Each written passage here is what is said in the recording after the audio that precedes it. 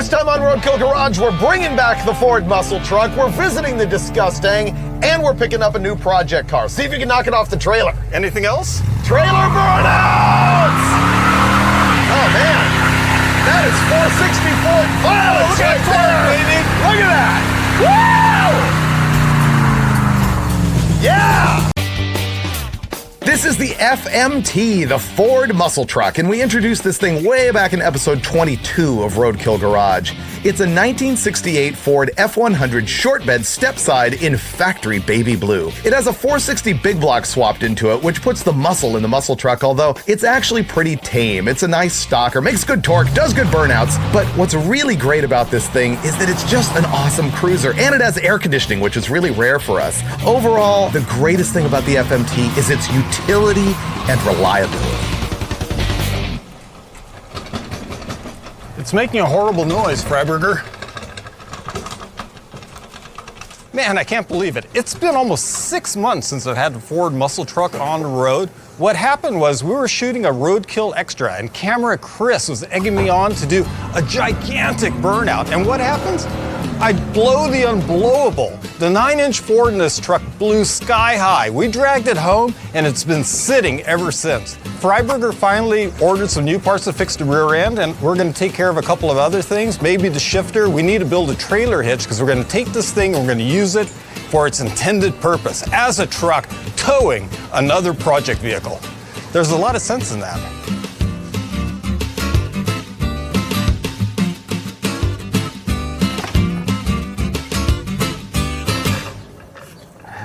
Stuff is broken bad. Look at that. It's hard to turn the axle to line up with the bolt sometimes. Makes bad noise too. Doing the old brake drum axle puller tech tip.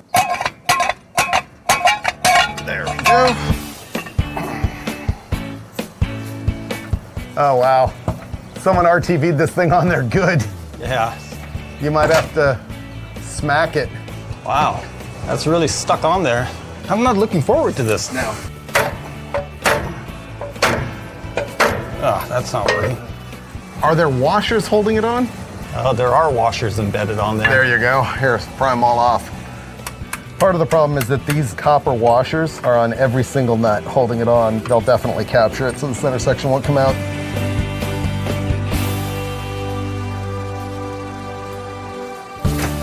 There we go. Naturally. Most of it hit the ground. It's okay.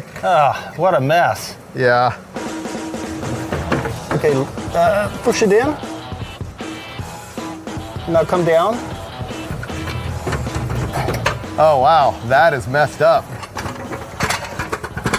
What do you see? It just totally broke the carrier. That's amazing. Whoa. That must have been halfway broken. There's no way you did that on that burnout. I've never seen this happen before. The area of the limited slip where the ring gear bolts on is completely broken apart. I have no idea how that happens. I know. Wow. Well, that was pretty amazing. That was like zombie attack levels of destruction, the 9-inch, the likes of which I've never seen before. Probably that's common, but it's new for me. And it's a short day because we got it apart.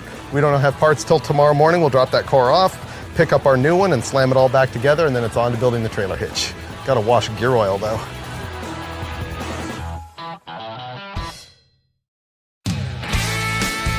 One-day turnaround, dude. What do you have for me? Check this out. That is a brand new center section for this thing. Got it rebuilt at Hooper's in Sun Valley, California. This thing is a 3.0 gear, which isn't really that good for towing, except for we've got that 460 torque, which negates any downside of the 3.0. I think the 3.0 towed just fine. You know what else we have here? Yeah? Detroit True Track. I have two favorite limited slip rear ends, the True Track and the Wave Track, and this is the True Track. It's going to be good. We can do two-wheel peels now. I know, you completely converted me over to being a True Track guy. I know. I was a Detroit locker guy before. Yeah, but these are smoother and they work pretty good, especially for street deals. So yeah. All you have to do is reverse what we did yesterday and pop this thing in. Have you got all the RTV scraped off the housing? I've got all of the cleaning to do still. What? Huh. What were you doing all morning? Procrastinating. Okay, you ready to go full gorilla? I'm gonna try. Yeah. Oh, I've got this easy. There we go. Whoa, that was pretty good. That was great. All right, let's ramrod that thing home. Okay, Steve's got the center section in enough that I can go with axles. We'll have this thing done in no time. So I'll finish this up if you go put that U-joint cut back together and slam the drive shaft in, and then we can move on. Yep.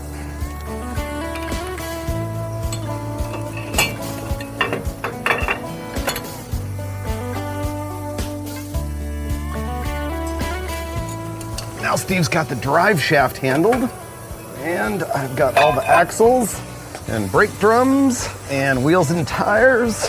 All that's left is gear oil.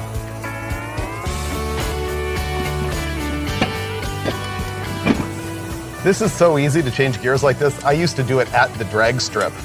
I would like bring a 456 carrier with me, swap out my 323s right there at LACR. I used to do that too, Freiburger. Yeah, totally not worth it. All right, Dulcich, it's on you. Drive shaft is installed.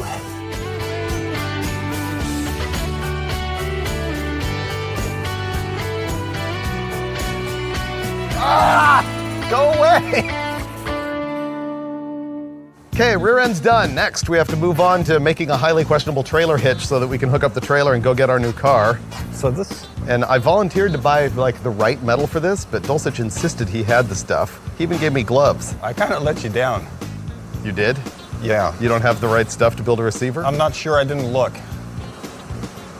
But he assured me. I did. He was like, Freiburger, I've got this. I did. It's one more thing you don't need on your plate. I'll handle it. But I was pretty sure there's going to be scrap metal out there somewhere that's going to make a perfect trailer hitch. Okay.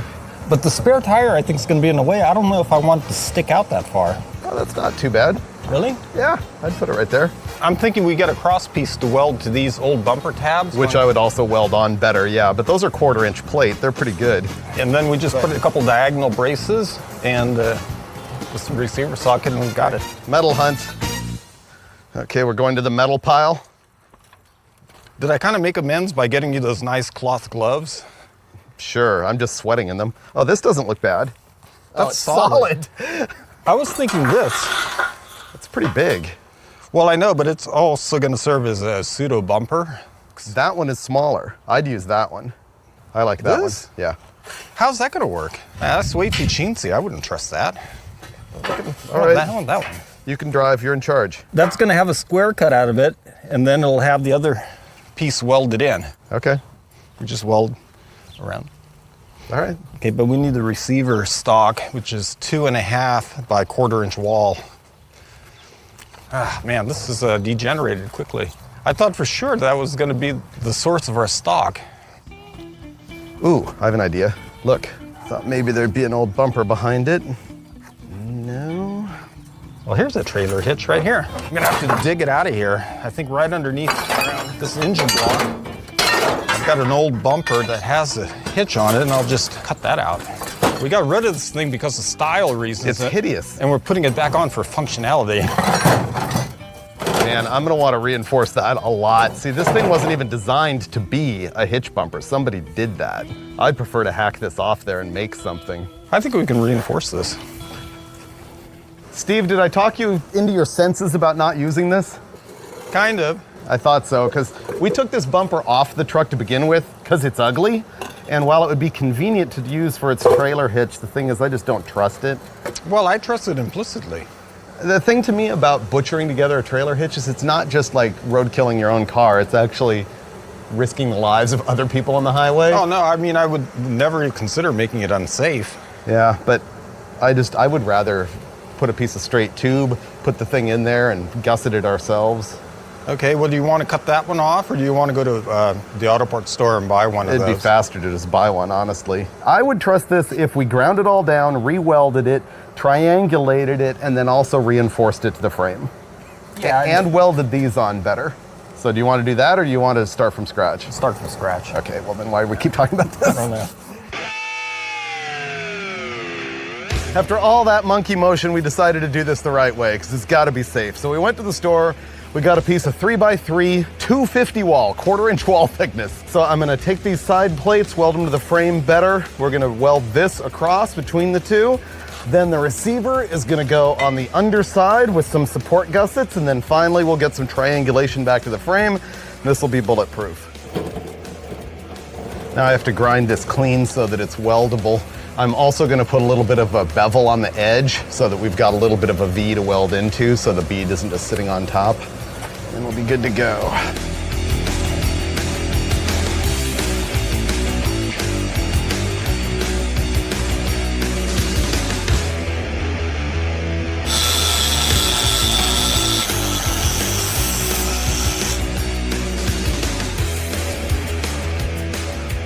We're going to be welding the hitch onto these brackets that have been previously welded to the frame, and there's some sections of the weld that are okay, others that are pretty boogery. So to be safe, I'm just going to go in here and plug weld through some holes in the frame on both sides, and then it'll be beef. But I will be welding to rust because I can't grind in here. Well, on this truck, the spare tire is mounted under the bed right here, but with the location of our receiver hitch, the hitch is actually going to interfere with the tire, and I don't want this thing hanging under there anyway, so away it goes. There you go. Why loosen bolts when you can make sparks? Yeah. Go ahead and tack it really quickly. Okay, you got it? Yeah.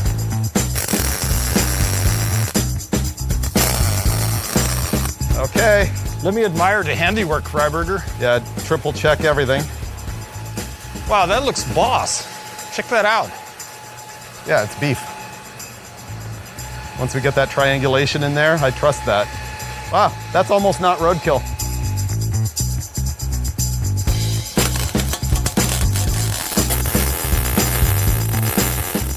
That is a BAM. Trailer hitch is done. We've got this thing welded on 4 sides, triangulated in this way. We got this thing all welded up. We got triangulation back that direction. I'm actually pretty proud. So now we can move on. I'm gonna let Dulcich handle his taillight wiring, and we're about ready to hook up a trailer and be ready for tomorrow morning.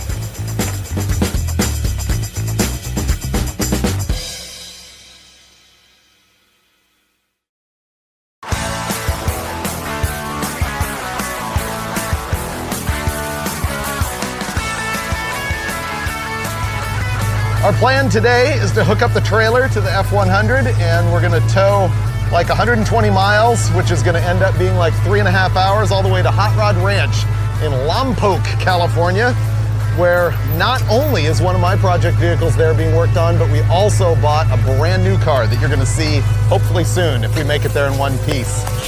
You ready for this? So far, so good.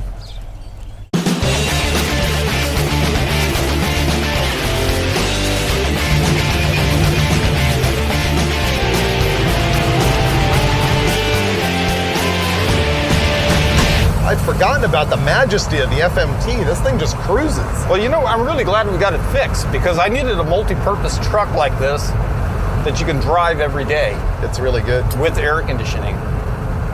And looks stylish, too. Which hooligans are laying all this rubber on your street? I don't know. It's ridiculous. All right, ready to break in your new True Track? Actually, I'm kind of afraid. Really? Yeah. That'll be fine. See?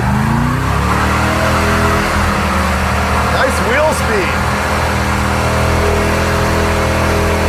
Wow, pretty good distance too. Sweet. Oh, that was a little scary. No, True Track's good. I've never done a trailer burnout before though. Oh yeah, it's fine. I bet you I looked really like stressed out when I was just doing that burnout. Really? Oh yeah, I was just totally scrunched up in anxiety. About blowing up your new rear end? Yeah. Yeah. And the trailer and the whole thing, I was like, oh man. I think you're right. Did you load your diaper in here or what? Oh, that wasn't me. Really? That was you. Did you? No. No way. We have to head south to go west. Well, you know, unfortunately, getting to Lompoc, there's just no direct route. It's like 105 miles. It's going to take us 3.5 hours. I know. I think it's Lompoc. I know, but I like saying Lompoc. It looks like Lompoc. Believe me, Freiberger, I've explored every possible route from here to the Central Coast, and I can assure you that I know the fastest way. You could forget about that Google Maps or your phone and your technology. Okie dokie. I've got it all upstairs. You know, if it was any hotter, we could wind the windows up and turn the air conditioner on. Yeah, that'd be showing off though. Really? I feel pretty comfortable now. Yeah.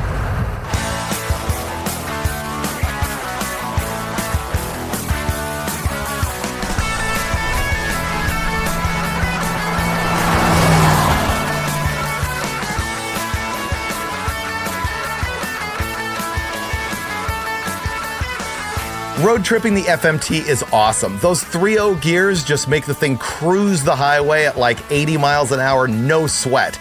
And there's no sweat because we got the windows rolled up and the air conditioning on. This is like being with Grandpa in 1978.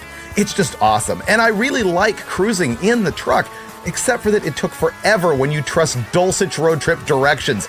We ended up on this tight, windy mountain road with a trailer behind the truck, definitely taking the long way to get there.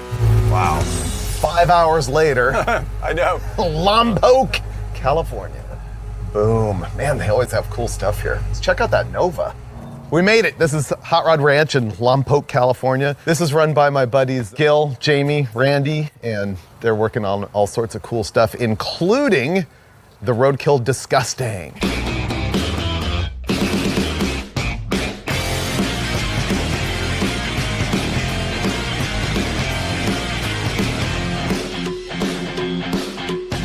So this is a 69 Ford Mustang Mach 1 that Finnegan and I pulled out of a junkyard, Colorado Auto and Parts, in episode 66 of Roadkill.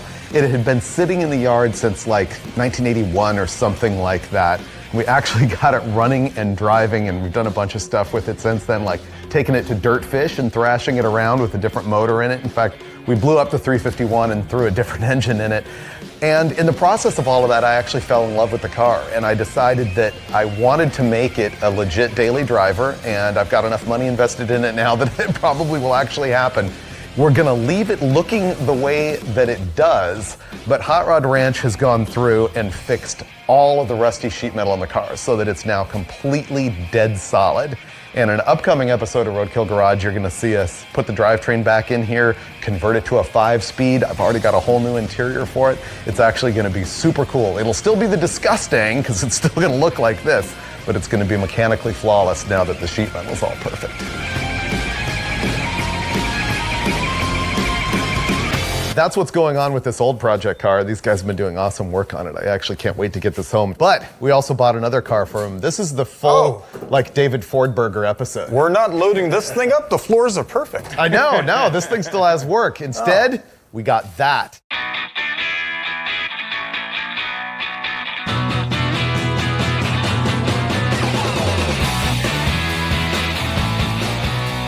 I saw this thing, Jamie had it for sale, and I had to have it. Sight unseen, more 69 Mustangs. You can never have too many. Oh, it's a But it's a notchback. coupe.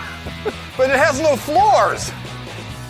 So we're becoming Ford guys. We drove here in the Ford muscle truck, and then of course these guys are perfecting the Disgustang for me, and I couldn't turn it down when they came up with this 69 Mustang Coupe Pro Street car with a cage and everything for $2,000. So that's really what made it irresistible. I, of course, grew up in the era of the Pro Street car, and I find kids these days don't really know what that is. They don't know what the definition is. It means tubbed. It means massive tires in the back. It means replicating 70s Pro Stock drag race cars for the street. And that's what I'd like to do eventually, put this thing together as cheaply as we can and make it as fast as it'll go on like nitrous with a used motor or something like that, and just have fun blasting around on massive steamroller meets. That's what it's all about. It's probably gonna take us a while to get to that too. But first, we gotta load it on the trailer and drive like another 5 hours back home. Ready for that, Dulcich? Oh wow, this is lightweight. You only sold me about half a Mustang. Go. How's that side? Right there, perfect. Right there. Man, look at those meats. Oh, I know. This is pretty good. This thing's great. It's the only selling point of the car. It's got nothing else going for it. New straps. All right, 5 more hours home.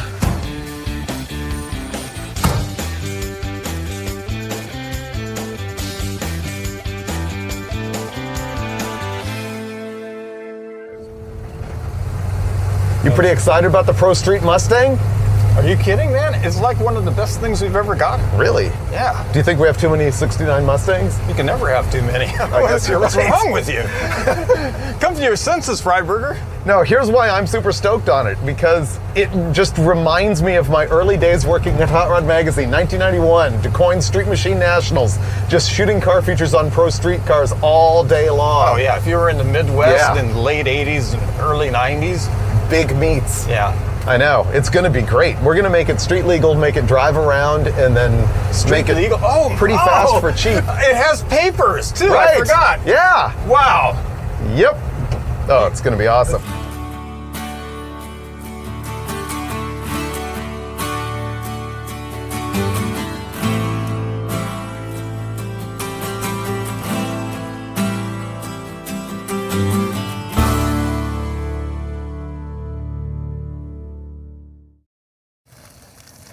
Man, that fire smells like toxic. Burning stuff, yeah. Man, that was a long night last night, but I feel great this morning. yeah, just complete success. How can you not feel great? This truck performed like a new truck. It was amazing. I think that's the main thing that I learned in this episode is the FMT.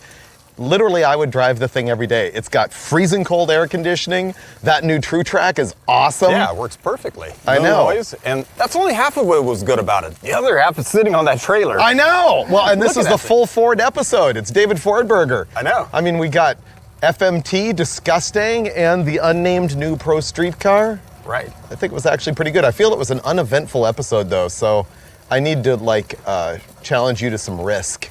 Risk? I don't like taking risks. I think we need to go do car on trailer burnouts. With what?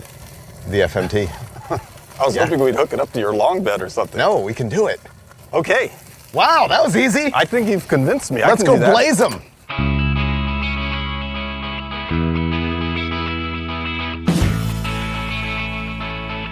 Make violence happen. Trailer burnouts in the FMT! Ooh, pretty good, too. Whoa, this thing's got torque. Oh, man, I was hoping we'd break it again. Give us more content. No way, it's bulletproof.